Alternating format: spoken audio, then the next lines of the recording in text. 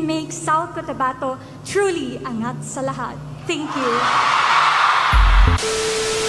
Hi guys, and welcome back to our channel. My name is Janae. And Niley. For today's vlog, ipapanoorin natin ang naging final and winning answer ng ating top 3 for Mutya ng South Cotabato. That's MNSC. Oh, may ganun silang pa-acronym. MNSC, okay. Mutya ng South Cotabato. Bongga, diba? So, uunahin na natin dyan ang naging final and winning answer ng Mutya ng South Cotabato from Coronadal City. That's Clara. Recognizing the rich cultural heritage of South Cotabato, particularly the significance of Tinala cloth in traditional identity and artistic expression, how would you define the beauty and essence of a Mutya ng South Cotabato, taking into account her cultural pride, resilience, and contributions to her community? I believe that South Cotabato is blessed with breathtaking landscape, cultural diversity, and the warmth of its people. South Cotabato's cultural diversity is one of its greatest strengths, as it serves as a melting pot for culture and tradition. And as a South Cotabatana, I serve my beauty as a purpose, such as my inner vibrant that vibrates to the panorama of South Cotabato. And truly, if we just reflect on South Cotabato's triumph and victory, we also take pride on understanding the importance of South Cotabato's beauty. And with this, we can make South Cotabato truly angat sa lahat. Thank you. Grabe yung hiwayan. Grabe yung hiyawan ng mga audience, no. This lady, si Clara, is very consistent din talaga from the beginning, and then also naging Hakot Award din siya during the coronation night. Yung gown niya, 'di ba gaya nga ng sabi ko, yung aura mo talaga din sa final Q&A kasi nagkakaroon talaga ng final look. Nagkakaroon ng bearing dun sa malaki talaga yung results. Bearing nung final evening gown. So if I were you, if you're going to join a pageant, make sure winner na yung look mo. Nag-invest ka talaga sa gown, sa final gown. Kumbaga, magbulaga ka talaga. Alamin mo kung ano yung theme or concept, and then make sure na angat ka sa lahat, gaya nga ng sabi niya dun sa kanyang final ending statement na angat sa lahat. From the casual interview to the preliminary question and answer, sobrang consistent talaga si Mutya number 16, di ba?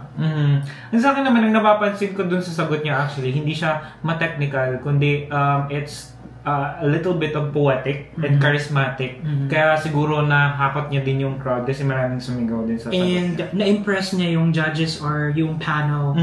Nag-focus siya dun sa panoramic, na sa beauty, heritage, yung mga ganong mga words na, kumbaga, it's a simple word na anyone could relate. Diba? Easily understand. So ayun, sobrang congratulations and deserved, diba?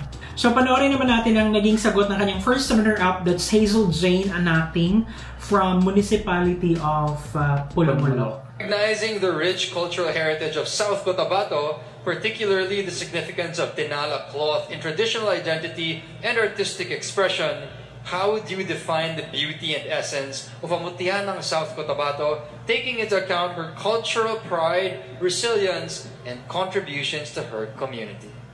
Good evening, ladies and gentlemen. When I won as the Diwata ng Pulamalo Kinaur Municipality, I conducted the Flom Loqueños Fem Focus with 350 participants. But now, as the Mutya ng South Cotabato, I will always go back to my history, and my contribution is to develop steward leadership with my fellow South Cotabateñas.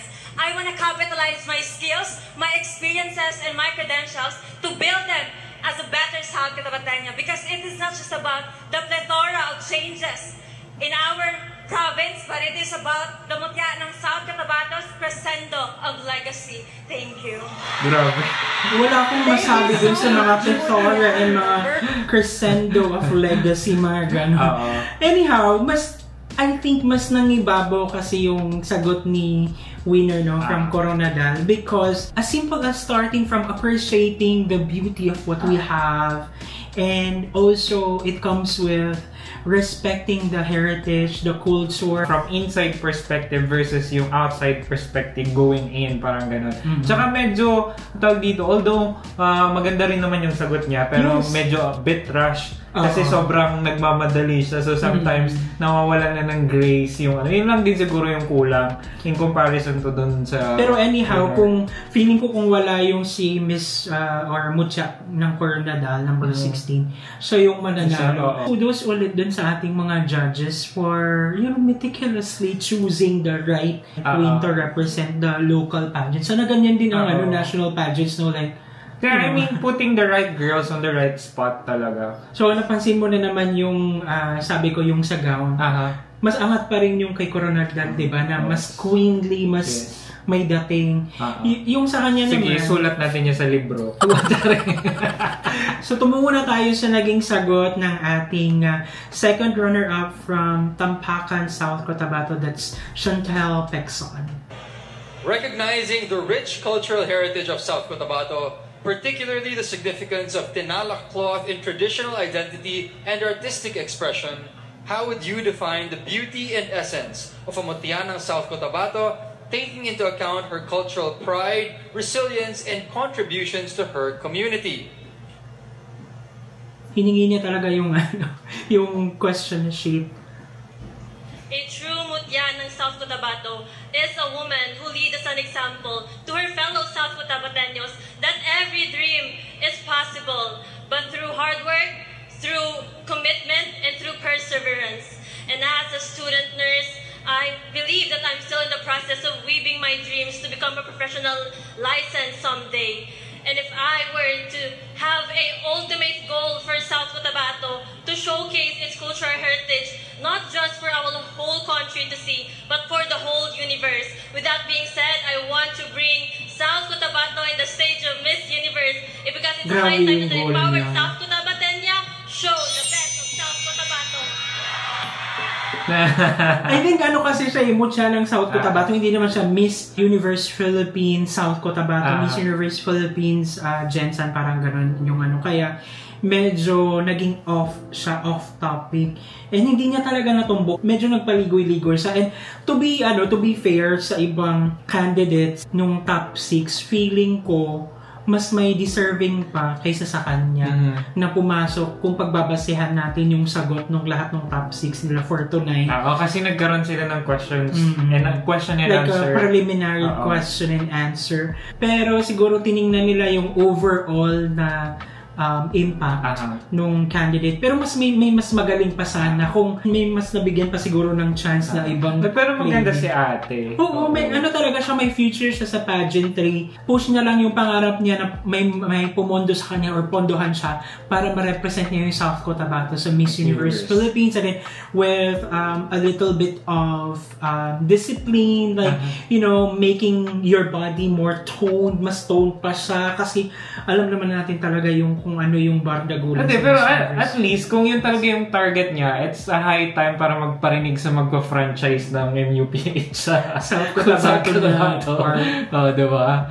This weekend, kudos dun sa dalawang local pageants natin, yung Miss Bohol tsaka itong Mutianang South Cotabato, kasi talagang level up. Like yung production, like yung lighting, diba? Ang galing, and then yung candidates nila are well prepared na pang national yung yung caliber. Pwede na silang ilaban. Konting polishing and konting training, diba? They can compete nationally na. I think ito yung mga contributing factor kung bakit nagle-level up din yung national pageant Kasi di ba? Paano kung dati wala. I mean, ang ganda-ganda ng local pageant, tapos biglang yung national pageant hindi nila i-level up. So, kaya pressure factor. Paparinig din naman sa national pageant, dapat mas level up. Parang ganun. Kasi mas malaki naman yung budget at kinikita. So ayun guys, and thank you so much at sinamahan nyo kami sa nagdaang video. If you like this video, don't forget to give it a thumbs up. If bago kayo sa ating channel, don't forget to subscribe, hit that notification bell para updated kayo sa ating mga next upload. And guys, thank you so much for watching our videos. We have a lot of videos done and we have a lot of videos coming. So keep watching us in the next video. Bye!